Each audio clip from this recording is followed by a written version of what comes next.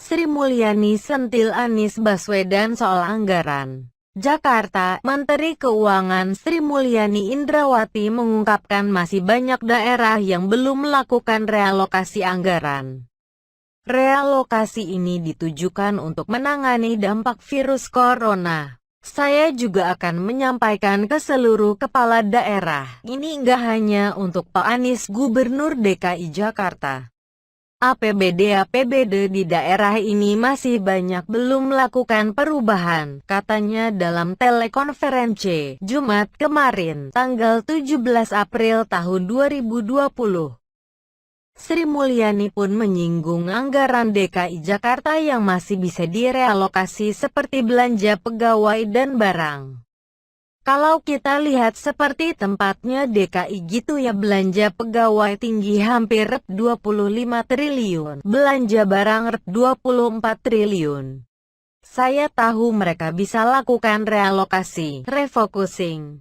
Sambil kita akan mempercepat pembayaran DBH, dana bagi hasil, ungkapnya. Selain itu, Sri Mulyani juga memberikan penjelasan soal dana bagi hasil atau DBH.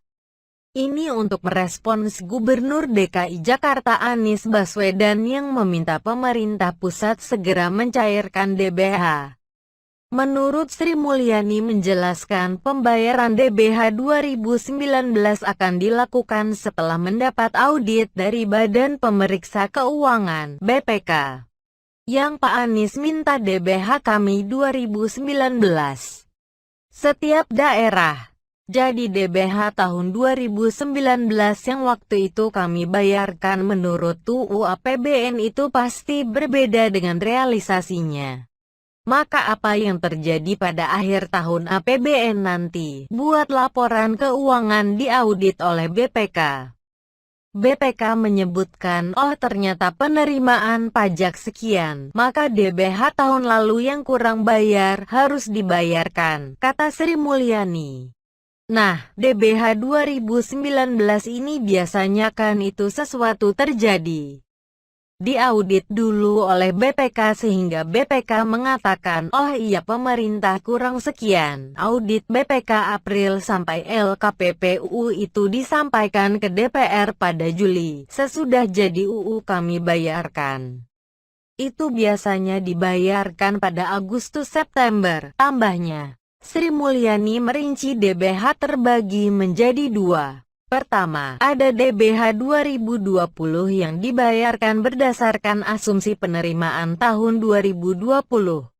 Kedua, ada DBH 2019 yang diperkirakan kurang bayar.